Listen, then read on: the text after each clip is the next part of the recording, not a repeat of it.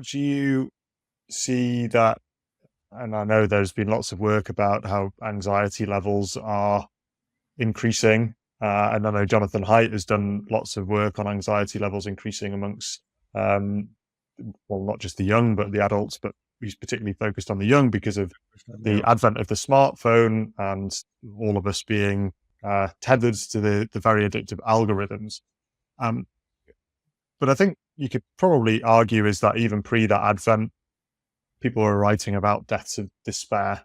And you can find some commentators who would argue a couple of different ways. They would say, well, it's the loss of uh, a more settled society which knew what it was about. You know, religion was often proffered as one example. It could help as that buffer against death, which, considering a lot of them can be focused on immortality or getting right now for the future, you could perhaps buy that.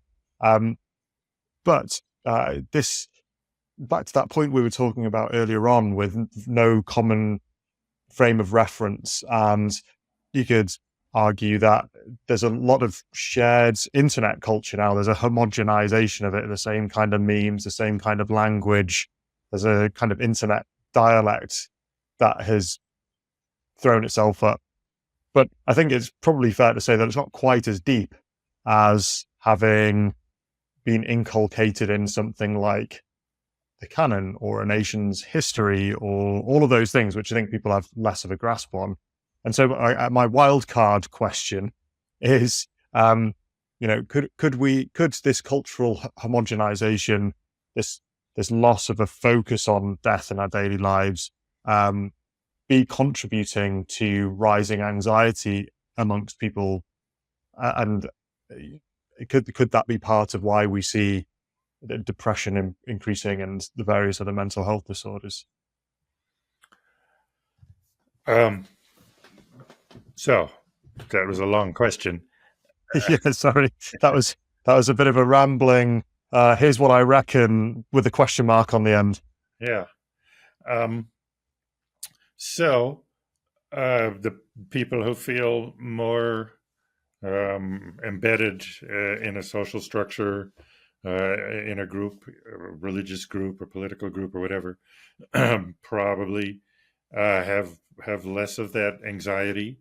We find that ideological certainty reduces despair. It's one of the things religion traditionally provided. Again, that it's not just that you privately believed, but you were in a society where you assumed everyone else had the same religious belief that you did. And I know there are always arguments about the Trinity and things like that, but the basic idea of God the Father and so on, and people went and prayed to the same God. And so, yes, the loss of that is one more factor to. You mentioned deaths of despair and so on. I don't know if all your viewers know, but the historians say the first sociology book back in the 1800s was really Durkheim on suicide, and he concluded just from looking at data, which back then there was not nearly as much data available, that it was people who weren't connected who are more likely to kill themselves. And if you look at people who are living alone or who are not associated with others in different ways, they're more likely to commit suicide than the people who feel firmly enmeshed. Yes, in terms of um, Jonathan Haidt's work, I remember talking to him when he was doing the book. And one thing that sort of got left out, he writes very movingly about the increases in anxiety among young people, and particularly young women. But in his early analyses, he had also found that it was really politically divisive or divided, so that it was mainly the young women with far leftist political orientations who were the most anxious. The young women with conservative views, which often included being part of a religion, Uh, they're not nearly so anxious, and they hadn't shown a steep a rise. But and there are multiple reasons we could speculate for why that might be.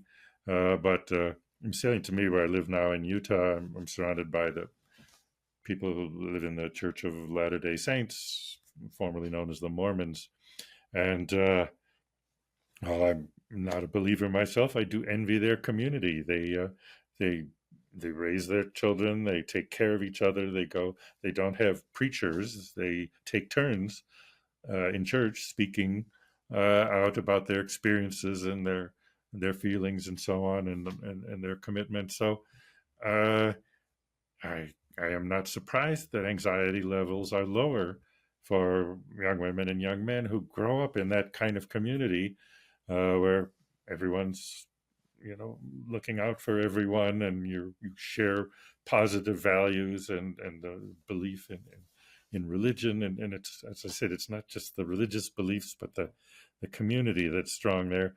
Yeah, that's got to be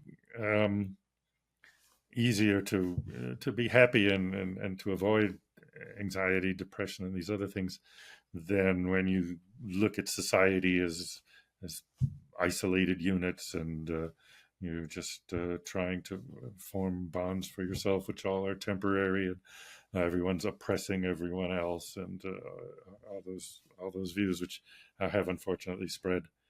Mm. Um, Mm. I think particularly for those of us, and I think Anglosphere countries in particular, because of where they've come from in the past culturally. So uh, the notion that we are quite at our base through the historical record, quite uh, uh, individualistic countries, and I don't mean that from the modern day idea of consumers and all those things. But I've been getting quite deeply into anthropology of late, and there's a British anthropologist called Alan McFarlane who effectively his work over the decades, having been a historian and then an anthropologist, having trained for both of those things, was finding that the social history that we had imbibed, this idea that we were all very, very tight knit communities until the Industrial Revolution, and then that dispersed us, is not quite right, because you could find in the England of the past, which was seeded obviously by some Celtic folks and the Brythonic people, but then some Germanic tribes too, which had a real notion of individualism, is they were all living in not really tight-knit communities. As far back as the record goes, like 1,000 years, there's nothing that you could even recognize as being a community. And there was lots of individual trading, and people even lived far away. But I think the thing that is different is that there probably wasn't high deaths of despair, because whether you were a believer or not, I suppose, what else are you going to do on a Sunday but to go to the church? And I imagine because you don't have automobiles, planes, trains, you're going to be more rooted by your nature, even if you're not necessarily living like Southern European folks and multi-generationally. And so I think the loss of organized religion, again, whether you're doctrinally signing up to it or opposed to it, has had huge ramifications. I mean, I'm not saying anything new here, but whatever's come after that has so far failed to offer anything, and I'm not too sure I see anything cropping up that's going to give that sense of community. An ethereal digital space playing Call of Duty online is not going to do it. yeah, there are people saying, I don't have an expert opinion on this myself, but there are people saying that political activism now is, for many people, taking the role that religion used to do. It gives them a understanding of how the whole world works, and a solidarity with the people on their side, and people on the other side are seen as the enemy, and they have goals and so on. Mm. I think in some ways political movements aren't as well designed as religious ones to provide for all those existential needs.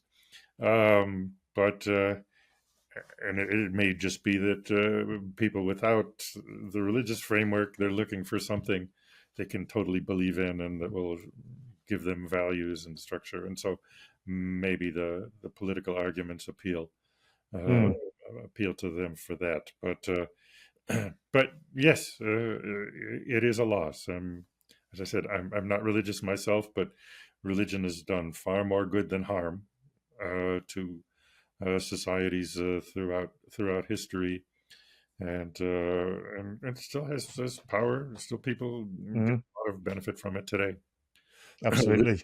Religious people live longer than other people. Um, Probably not because God is taking care of them, particularly because it seems to be all religions are about equally good at that. But um, the variety of other things that contribute to it. Religion supports self-control and better behavior. You don't go too bad, and you're part of a community where people take care of each other.